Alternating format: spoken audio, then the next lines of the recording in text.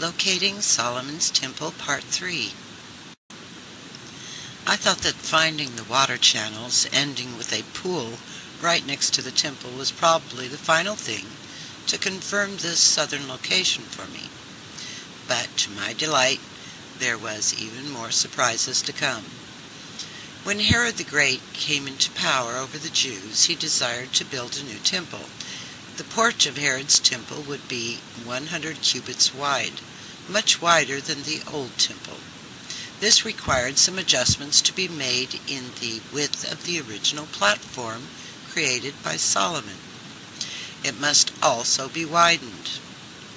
The platform included the temple courts, women's court, and the portico on the east called Solomon's Porch. This platform was called the way or street leading to the Holy of Holies.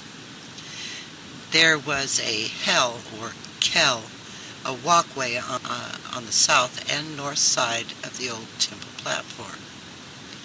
In the Mishnah it says that Herod set the foundation stone for the new temple a little more to the north and a little more to the west of the original temple. In doing this, he actually caused the northern section of the temple compound to become smaller. The Mishnah says that the southern section of the temple compound had the most open space, then the women's court, followed by the northern section, which had the least amount of open space. The only way for the northern section to be made smaller is if the inner platform was increased in width towards the north by Herod, and a new kel built on the north side. If my location for the temple is correct, then there should be evidence in the ruins on Warren's map to confirm it. Warren shows the northeast corner of the Triple Gate Halls, which would have been the northeast corner of the old platform. I marked out the size of Solomon's platform in red dashed lines. This would have been the original platform built by Solomon. On this platform, he built his porch on the east. He had claimed the land as far as it could go and could go no further because of the valleys on the east and west. Notice that the western hall ends with what looks like a nipple. When I laid my diagram over the top of the map, I could see that the nipple fit perfectly into the opening in Herod's northern inner gate. His gate goes beyond the red dashed line of Solomon's platform. To me, this shows that even though the double halls were made after 70 AD, there was still enough of the old ruins of Herod's gate left to indicate an opening that could be dug through. However, Solomon's gates would have been smaller and closer together, along with the 10 cubit wide kel beyond his north inner gate.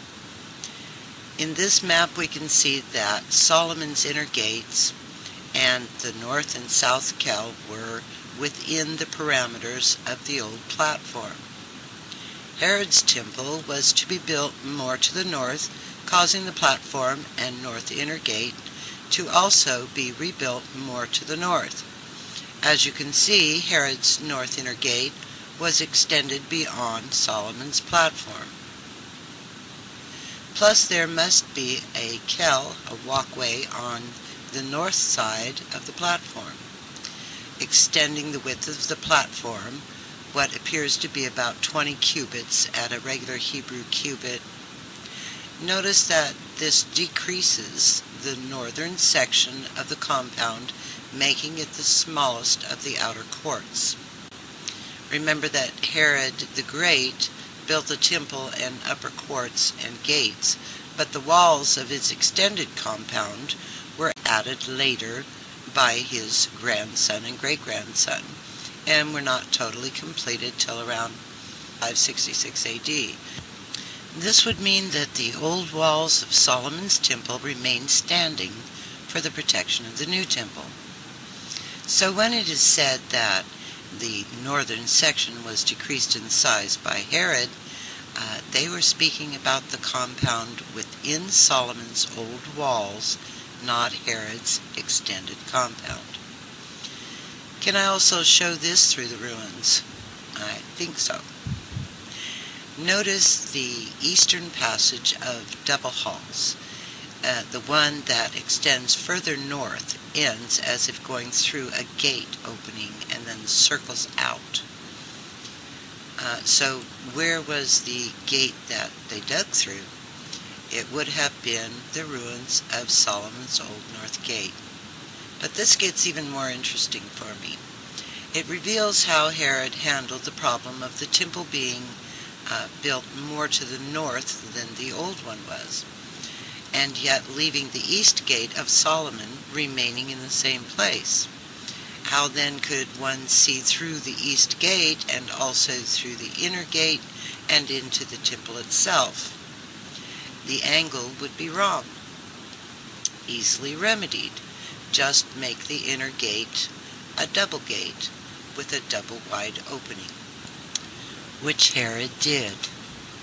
In this diagram, you can see by the red dashed line that Solomon's gate now sits directly across from the southern half of the double gate. With the double wide opening in this gate, one would still be able to see into the temple and view the curtain of the Holy of Holies with no problem. Now let's look at the Ophel excavations beyond the south wall. The Ophel Mound excavations began in 1968, soon after Israel got control of Jerusalem. At that time, these ruins lay beneath tons of earth, as we can see by this photo taken in 1923. A later side view of the same area reveals the ruins that were completely below ground. The wall cutting through these ruins, cutting the Ophel Mound in half, is the Muslim city wall, built in the 15th century. It meets up with the building erected by the Crusaders in the 12th century. The Crusaders' building was built on the huge steps that led up to Doublegate. These steps reveal a lot about the Ophel Mound.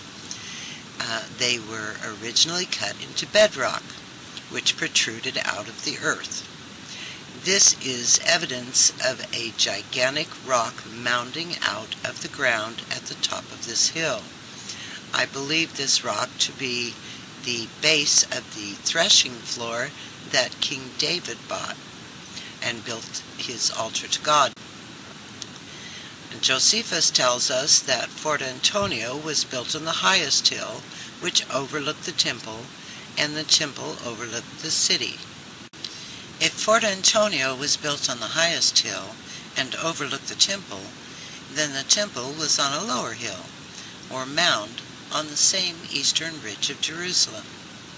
The lower mound is called the Ophel, and the temple was built upon the Ophel. So let's begin this part of the study with the Ophel steps. The Ophel steps were 215 feet wide, paved with smoothly trimmed stones, and its foundation steps are cut into the bedrock. There appears to be 14 deep steps and 16 shallow steps. The shallow steps are for stepping up to the next level. The large steps are where one would stop and pray before ascending to the next step. And it is the same as it was for the steps in the women's court that lead up to the eastern inner gate. At the top of the steps would then have been a terrace called the Kell, a 15-foot wide walkway which was bounded by the walls of the inner court.